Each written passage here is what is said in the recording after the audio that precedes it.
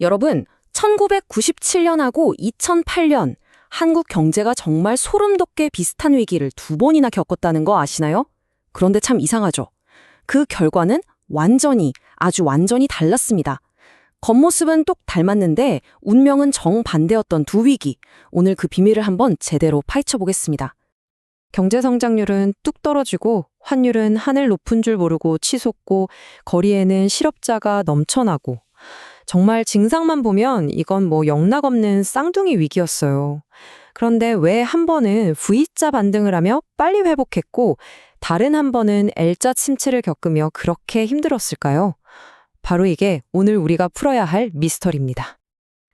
자, 모든 미스터리가 그렇듯이 일단 수사는 현장의 겉모습부터 시작해야겠죠. 두 위기가 대체 얼마나 놀라울 정도로 닮았었는지 그 표면적인 증상부터 한번 같이 짚어보시죠. 네, 보시는 것처럼 경제 성장률은 그냥 곤두박질 쳤고요. 일자리를 잃은 사람들이 넘쳐났죠. 환율은 걷잡을 수가 없었습니다. 이 모든 게 1997년에도 그리고 딱 10년 뒤인 2008년에도 똑같이 벌어졌어요. 그러니 많은 사람들이 10년 전 그 악몽이 다시 시작되는구나 하면서 정말 공포에 떨 수밖에 없었죠.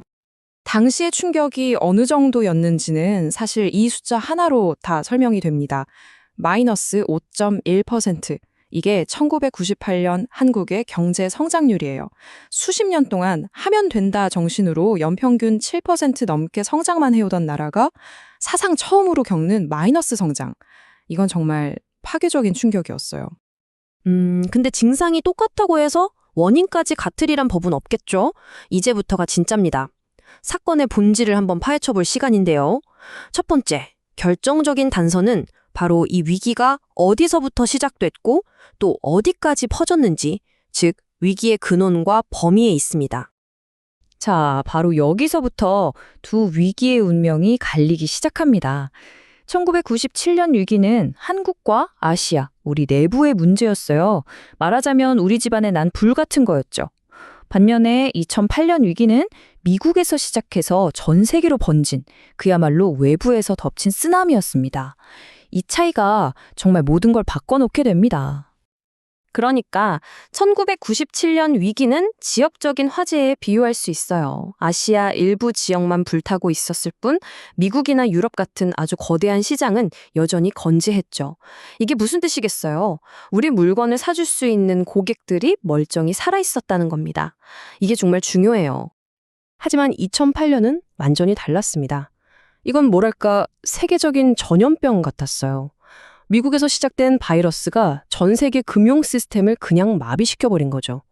이번에는 잘 사는 나라, 못 사는 나라 할 것 없이 모두가 이 충격에 휩싸였습니다. 우리 고객들도 예외는 아니었죠. 자, 하나는 지역적인 화재, 다른 하나는 세계적인 전염병. 이 근본적인 차이가 결국 어떤 결과를 낳았을까요? 바로 여기서 우리 미스터리의 가장 결정적인 단서, 스모킹 건이 등장합니다. 그 스모킹 건은 바로 수출입니다. 한번 보세요.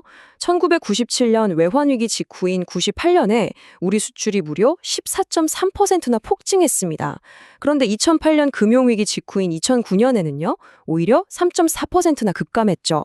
똑같은 위기를 겪었는데 결과는 완전히 정반대였던 거예요. 바로 여기에 비밀의 열쇠가 있었습니다. 왜 그랬을까요? 자, 97년에 외환위기로 원화 가치가 폭락했잖아요. 그러니까 외국인들 눈에는 한국 제품이 갑자기 반값 세일처럼 보였던 거예요. 마침 미국이나 유럽처럼 돈 많은 고객들은 경제가 멀쩡했고요. 그러니 한국 제품이 그야말로 불티나게 팔려나가면서 수출이 폭발했던 겁니다. 하지만 2009년에는 상황이 180도 달랐습니다. 원화 가치가 떨어져서 우리 제품이 아무리 싸져도 소용이 없었어요. 왜냐? 우리의 가장 큰 손님인 미국, 유럽 같은 선진국들이 전부 다 자기들 집안 불 끄느라 정신이 없었거든요. 다들 경기 침체에 빠져서 지갑을 꽁꽁 닫아버린 겁니다. 이제 모든 퍼즐이 맞춰지는 것 같지 않으세요? 결국 수출이라는 이 단 하나의 결정적인 변수가 겉모습은 똑같았던 두 위기의 운명을 완전히 다른 길로 이끌었던 겁니다. 두 위기 이후의 회복 경로는 그래서 이렇게 명확하게 갈렸습니다. 1997년에는 수출 호황이라는 아주 강력한 엔진이 한국 경제를 위기라는 늪에서 빠르게 끌어내줬어요. 하지만 2008년에는 우리를 구해줄 그 구원투수, 수출 엔진이 아예 시동조차 걸리지 않았던 셈이죠. 결국 우리 경제의 회복 속도는 우리만의 노력이 전부가 아니었던 거예요. 전 세계 시장, 특히 우리 물건을 사주는 고객들의 건강 상태에 달려 있었던 거죠. 이걸 보면 한국 경제가 얼마나 이 거대한 글로벌 네트워크의 일부인지 정말 여실히 느낄 수 있습니다. 이 이야기는 우리에게 아주 중요하고 또 조금은 무서운 질문을 던집니다. 만약 미래에 또 다른 위기가 닥쳤을 때 우리 경제의 운명은 과연 누구의 손에 달려 있을까요? 우리 스스로의 노력만으로 모든 것을 해결할 수 있을까요? 어쩌면 그 답은 우리 국경 너머에 있는지도 모르겠습니다.